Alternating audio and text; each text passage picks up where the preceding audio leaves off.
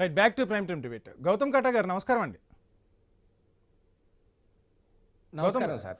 గౌతమ్ గారు, చూస్తున్నాం అసలు అసలు అణ్వాయుధాలను ప్రపంచంపై ఫస్ట్ వాడింది ఎవరు? సో మనం చూడొచ్చు, హిరోషిమా నాగసాకి మీద ఆ రోజు వాడాల్సిన అవసరం ఏమొచ్చింది? ఈ రోజు ప్రపంచానికి ఇంత శుద్ధులు చెప్పాల్సిన అవసరం ఏమొస్తుంది? సో ఏంటి అసలు అమెరికా వ్యూహాన్ని ఎలా చూస్తున్నారు?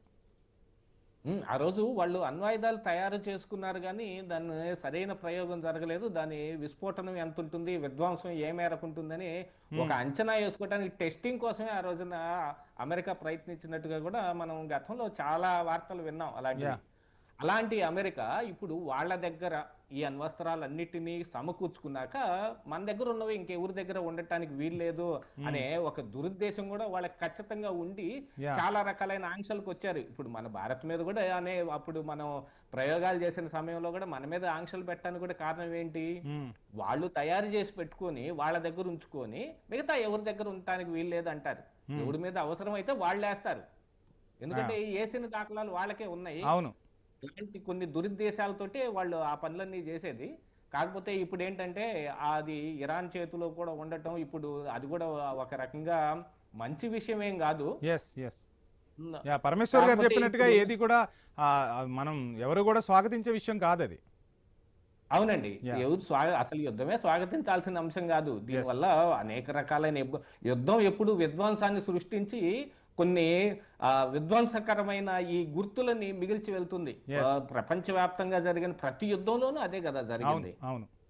అలా ఇప్పుడు రష్యాలో జరుగుతుంది కూడా, ఉక్రెయిన్ కూడా ఏ మేరకు దేశం అనేది ఎలా ఉందనేది కూడా ఇప్పుడు కనపడుతుంది కదండి. యుద్ధం మూలాన జరిగిన ఒక విధ్వంసం అనేది.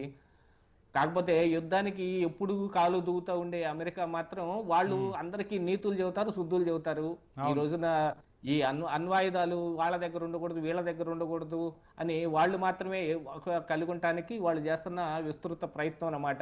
ఎందుకంటే గుప్తాధిపత్యాన్ని ప్రపంచం మీద వాళ్ళు నిలుపుకోవాలనేది. ఎప్పుడు అమెరికా ఎప్పుడు ఇదే ప్రయత్నం చేస్తుంటది. కేవలం ట్రంపే కదండి, ముందు ఉన్న చాలా మంది ప్రెసిడెంట్లు కూడా దాదాపుగా అందరూ ఈ ప్రపంచం మీద వాళ్ళదే గుత్తాధిపత్యం ఉంచుకోవడానికి చేసిన అనేక రకాలు చూసాం గతంలో. అసలు ఇరాక్ని ఎవరి మీదనైనా అమెరికా ఎందుకు ముందు ముట్టడించడానికి తయారవుద్ది చెప్పండి? ఈ రోజు ఏంటంటే ఇజ్రాయెల్తో కలిసి చేసింది అనుకున్నా, ఆ రోజున ఆఫ్ఘనిస్తాన్ లో జరిగింది కూడా దేని వల్ల జరిగింది? అప్పుడు రష్యా కూడా అందులో ఏలు పెట్టడం మూలాన్ని జరిగింది. కానీ ఇప్పుడు ఈ అమెరికా ఇలాంటి ప్రయత్నాలు చేయటం, ప్రపంచవ్యాప్తంగా వాళ్ళ బేసుల్ని ఏర్పాటు చేసుకోవటం, ఎక్కడ యుద్ధం చేయటానికైనా సరే ప్రతి ఖండంలోనూ వాళ్ళ బేసులు ఉండాలని కదా ఇప్పుడు జరుగుతున్న ఇది వాళ్ళ ఉద్దేశాలు ఏర్పడింది. అందుకే ముందు ఇరాన్ అమెరికా బేసులన్నిటి మీద బాంబింగ్ చేసింది.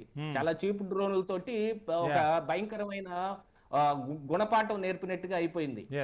ఒక్కొక్క చిన్న ఒక ₹1,00,000 డ్రోన్ ని కొట్టడానికి ఒక 10 లక్షల రూపాయల మిసైల్ వాడినట్టుగా అయిపోవట్లేదు ఈ రోజున ప్రతి ఒక్కళ్ళకి. యుద్ధం కూడా ఎంత కాస్ట్ అవుతుందో కూడా చూడండి ఒకసారి. రైట్, మాట్లాడదాం. నరవిజయ్ గారు, గుడ్ ఈవినింగ్ అండి. మొత్తంగా చూస్తున్నాం యుద్ధం అయితే ఒక వారం కంటిన్యూ అవుతున్న పరిస్థితి.